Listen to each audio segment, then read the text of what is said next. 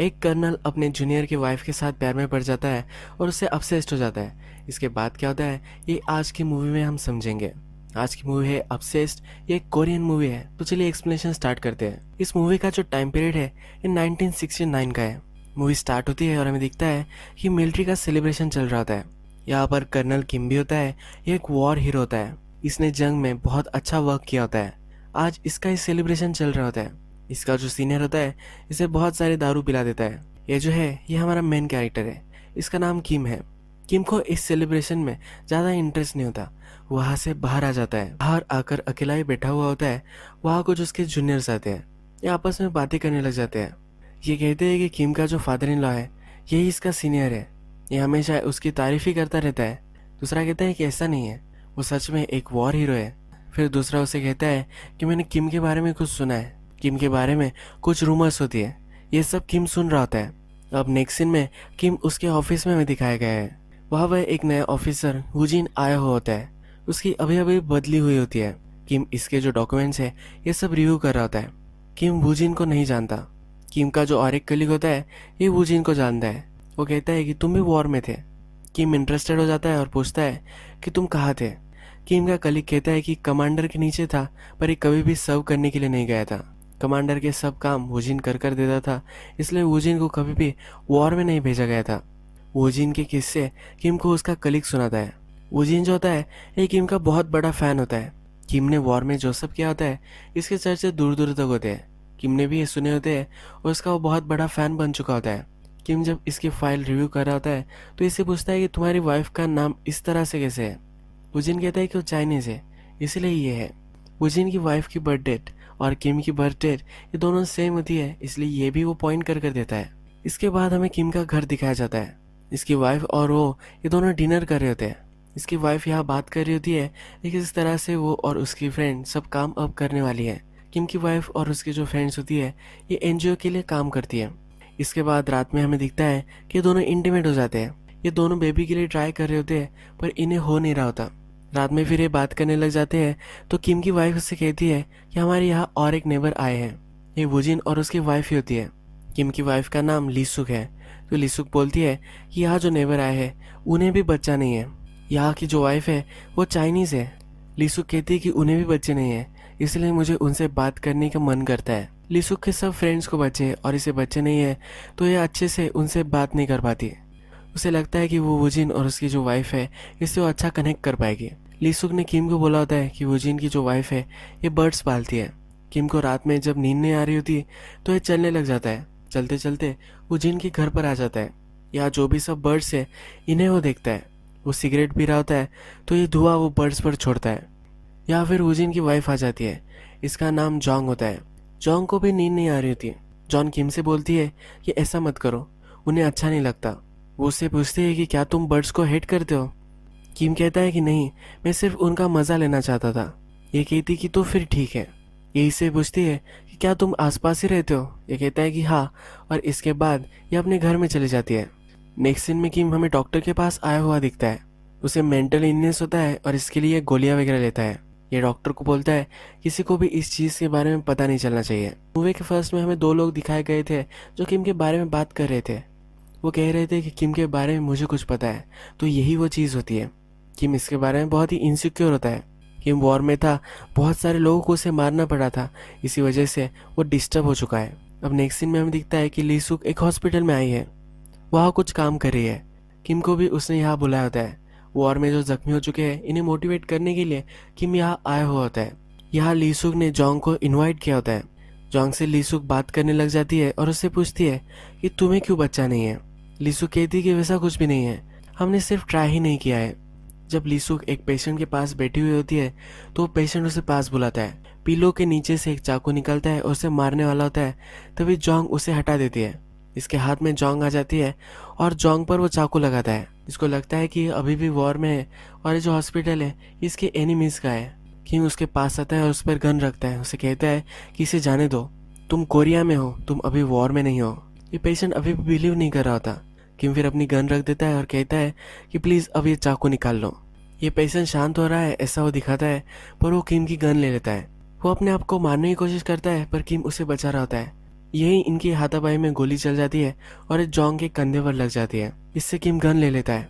Jong को फिर hospital में एडमिट कर दिया जाता है। इसके बाद हमें जो सब हाउसवाइफ्स होती है ये बात करते हुए दिखते हैं।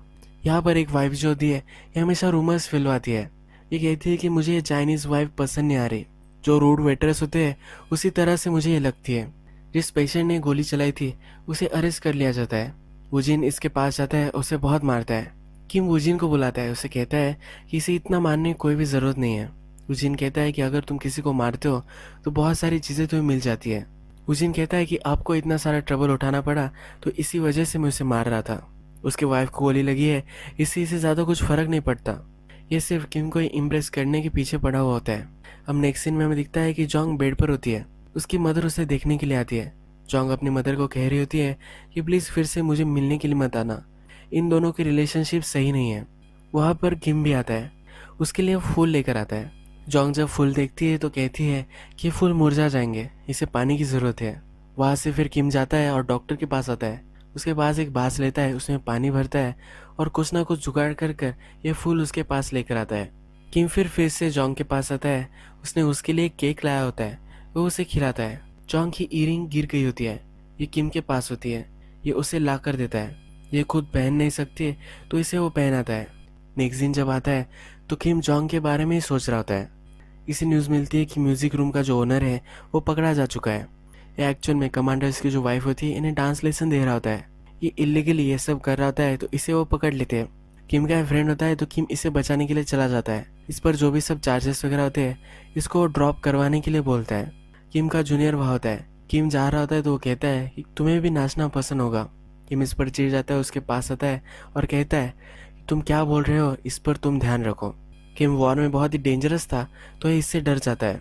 किम फिर उसके फ्रेंड के साथ म्यूजिक रूम में आ जाता है। ये दोनों वहाँ चिल कर रहे होते हैं, बातें कर रहे होते हैं। किम जब जो इंसिडेंट हुआ था उसके बारे में पूछता है। किम का फ्रेंड किम को कहता है कि डांस करना ये एक अलग ही आर्ट है। एक दूसरे में आप घुल मिल जाते हो और म्यूजिक के साथ नाचते हो। हम जब डांस करते हैं तो इससे बहुत ही खुशी होती है। इसीलिए मेरे पास मेरी सब क्लाइंट्स आती है, वो सिर्फ अपने आप के लिए आती है। नेक्स्ट दिन जब आता है तो लीसु, किम, वुजिन और जोंग ये दोनों फैमिलीज मिलकर पिकनिक पर जाने वाले होते हैं। ये जब वहाँ आते हैं तो वुजिन किम के जो वॉर के किस्से थे इसके बारे में बात करने लग जाता है। इससे वो बहुत ही इम्प्रेस्ड होता है तो डिटेल्स में समझा रहा होता है। लीसु के सुनना अच्छा नहीं लगता, वो बहुत ही अनकंफर्टेबल हो जाती है और वहाँ से चली जाती है। वुजिन भी टॉयलेट के लिए वहाँ से उठकर चला जाता है। किम और जोंग ये दोनों अकेले ही होते हैं। किम जोंग से कहता है कि वियर्ड है पर मुझे तुमसे ये पूछना है, क्या तुम मेरे साथ डांस पर आ सकती हो? ये फिर एम्बैरेस हो जाता है और कहता है कि बहुत ही स्टूपिड है। जोंग कहती है कि नहीं, जब से तुम मेरे पर्स देखने के लिए आए थे और हॉस्पिटल में जब तुम मुझे मिलने के लिए आए थे तब से मैं तुम्हारे बारे में ही सोच रही हूँ। तुम मेरा हाल देखने के लिए आए थे तो मुझे अच्छा लगा था। किम्बे कहता है कि दिन भर मैं तुम्हारे बारे में ही सोचता रहता हूँ। जोंग को किम का लाइटर पसंद आता है तो किम ये लाइटर लेता है और जोंग के पर्स में रख देता है। इसके बाद बहुत सारी डेट्स पर जाते हुए ये दोनों फैमिली हमें दिखती है और किम और जोंग इन दोनों में एक टेंशन बढ़ता रहता है। नेक्स्ट सीन में वुजिन और किम ये दोनों म्यूजिक रूम में होते हैं। ये जो म्यूजिक सुन रहे होते हैं इसमें वुजिन को बहुत ही ज़्यादा इंटरेस्ट होता है। यहाँ पर किम का एक फ्रेंड आता है, इसका नाम हक्स होता है। ये भी उसके साथ वॉर में ही था।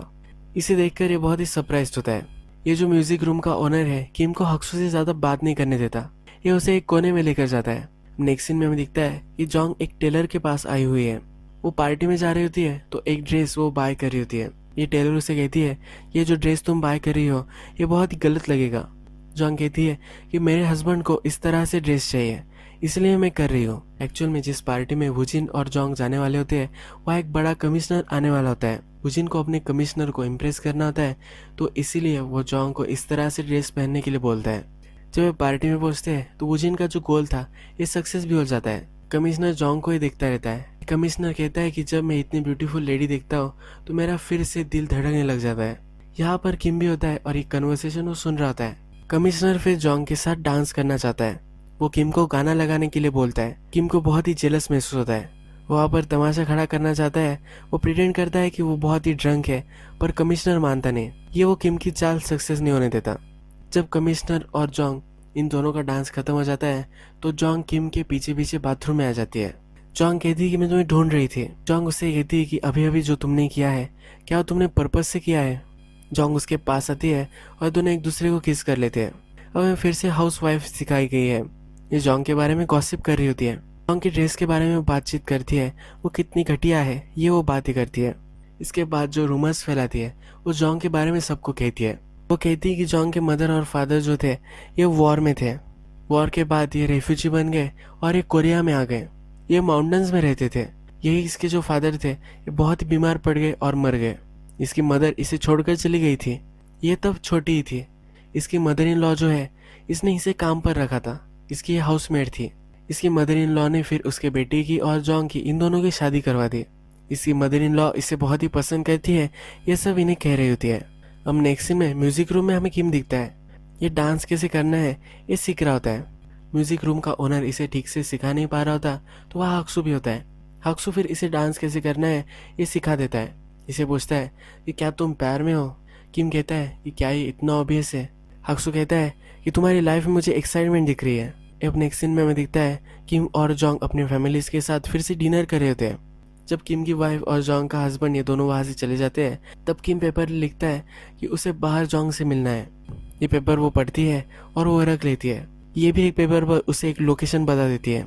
ये दोनों एक दूसरे से मिलते हैं और एक जगह पर आ जाते हैं। जॉन्ग किम की तारीफ करती है और इसके बाद ये दोनों इंटीमेट हो जाते हैं। अब दिन रात किम उसके बारे में सोचता रहता है। किम को जॉन्ग के साथ अकेला होना होता है तो वो उजिन को कहीं दूसरे शहर में कुछ दिनों के लिए भेज देता है। असाइनमेंट पर वो जाने वाला है, ये जॉन्ग को कहकर वो चला जाता है। जब रात होती है तो किम जॉन्ग के पास आता है। किम जब दरवाज़ा खटखटाता है तो जॉन्ग कहती है कि मुझे नहीं लगता कि मुझे दरवाज़ा ओपन करना चाहिए। वो दरवाज़ा खोलकर पूछती है कि तुमने डिलिबरेटली किया है, मेरे हस्बैंड को तुमने दूर भेज दिया है। वो कहती है कि हम जो ये सब कर रहे हैं ये मुझे गलत लग रहा है। किम फिर वहाँ से चला जाता है। किम म्यूजिक रूम में आता है और अपने फ्रेंड के साथ बहुत पी रहा होता है। उसका फ्रेंड उससे पूछता है कि क्या हुआ है। वो उसके साथ जो हो रहा है वह सब बता देता है। उसका फ्रेंड उससे कहता है कि ये जो सब तुम कर रहे हो ये बहुत ही गलत है। किम इसकी मानना नहीं चाहता। किम ने अपनी वाइफ को भी दूर भेज दिया होता है। किम का बर्थडे होने वाला होता है तो कुछ नेबर्स आती है और उसे सूप देकर जाती है। यही सूप लेकर फिर वो जॉन्ग के पास आ जाता है। उसे कहता है कि मुझे पता है कल तुम्हारा बर्थडे है, हम ये दोनों मिलकर खा सकते हैं। ये उसे कहता है कि मैं सो भी नहीं पा रहा, सांस भी नहीं ले पा रहा, मुझे क्या हो रहा है ये समझ में नहीं आ रहा। ये दोनों फिर सूप पीते हैं। जॉन्ग कहती है कि तुमने मुझे जो सब कहा ये मैं भी महसूस कर रही हूँ। इसके बाद वो उसे बेडरूम में लेकर आती है और ये दोनों इंटीमेट हो जाते हैं। किम जॉन्ग को म्यूजिक रूम में लेकर आता है और ये दोनों डांस करते हैं। ये बीच पर जाते हैं और दोनों बहुत ही खुश होते हैं। किम जॉन्ग से पूछता है कि तुम्हारी अपने हस्बैंड के साथ रिलेशनशिप कैसी है। जॉन्ग कहती है कि वो बहुत ही छोटी थी तब से मैं इसके घर पर काम करती थी। जब मैं 13 साल की थी तो मुझे ये एक रूम में लेकर गया था। इसने मुझ पर रेप किया था। जॉन्ग और उसके हस्बैंड की जो रिलेशनशिप है ये कुछ भी सही नहीं है। वो कुछ भी महसूस नहीं कर पाती। जब वो किम के साथ होती है तो वो प्यार में होती है। वो कहती है कि तुम ही हो जिससे मैंने प्यार किया है। किम को कॉल आता है और उसे पता चलता है कि जॉन्ग की जो मदर इन लॉ है ये हॉस्पिटल में है। जॉन्ग फिर उसे हॉस्पिटल में लेकर जाता है। एक्चुअल में जॉन्ग की मदर इन लॉ बीमार नहीं होती है तो उसकी मदर होती है। ये कुछ ज़्यादा सीरियस बीमारी नहीं होती। जॉन्ग फिर अपनी मदर को देखकर वहां से जा रही होती है तो उसकी मदर इन लॉ उसे रोक लेती है। जॉन्ग की मदर इन लॉ उसे कहती है कि मुझे पता है कि मेरा जो सन है ये सही आदमी नहीं है। तुम भी मेरी बेटी जैसी हो, तुम प्यार में हो, ये मुझे पता है। तुम ये जो सब कर रही हो इसे मैं तुम्हें रोकने वाली नहीं। जॉन्ग की मदर इन लॉ ने उसे बचपन से पाला है, इसकी डॉटर की तरह ही होती है, ये खुश रहे ऐसा ही वो चाहती है, इसलिए इसको सपोर्ट वो करती है। किम जॉन्ग को घर पर छोड़ने के लिए आता है। जॉन्ग उसे कहती है कि मदर इन लॉ को सब पता चल चुका है। जब मैं मेरी मदर इन लॉ से मिली तो मुझे रियलाइज़ हुआ कि मैं जो सब कर रही हूँ ये गलत कर रही हूँ। मैं अब तुमसे फिर से नहीं मिल सकती। मैं तुमसे बहुत ही प्यार करती हूँ पर एक गलत है। मैं तुम्हें भूलने की अब कोशिश करूँगी। तुम्हें भी यही ट्राई करना है। कि मैं इमेजिन नहीं कर पाता कि वो जॉन्ग के बिना रह सकता है। वो बहुत ही डिस्टर्ब हो जाता है। उसे आइडिया आता है कि अगर उसने जॉन्ग के पति को फ्रेम कर दिया और वो जेल में चला गया तो जॉन्ग के साथ हमेशा रह सकता है। किम का फ्रेंड हाक्सो जो होता है ये इलीगल काम करता है, इम्पोर्ट एक्सपोर्ट इलीगल तरीके से कर रहा होता है, तो इसकी मदद लेकर वो वुजिन को फ्रेम कर देता है। वुजिन की मदर फिर कस्टडी में उससे मिलने के लिए आती है तो वुजिन कहता है कि मैंने ये सब नहीं किया। इसकी मदर इसे बिलीव करती है। जब ये जॉन्ग के पास होती है तो जॉन्ग को कहती है कि मुझे पता है कि मेरे सन ने ये नहीं किया। वो झूठ बोलता है ये भी मुझे पता है, पर इस बार वो झूठ नहीं बोल रहा। तुमने ये सब करवाया है ये मुझे पता है, तुम ये सब सही करोगी। जॉन्ग फिर किम के पास आती है, उसे अपने हस्बैंड की मदद करने के लिए कहती है।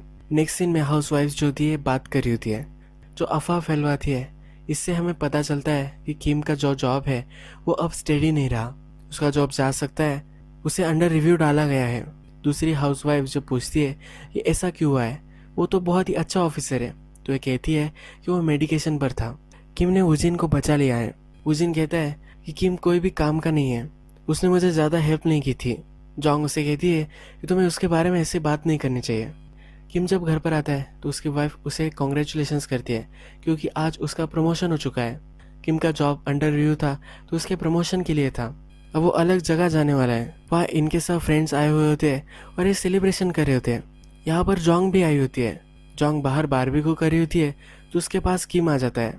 किम उसे कहता है कि जहाँ मेरा ट्रांसफ़र हो रहा है वहाँ मैं वुजिन को भी लेकर जाऊँगा, यानी कि हम दोनों एक साथ रह सकते हैं।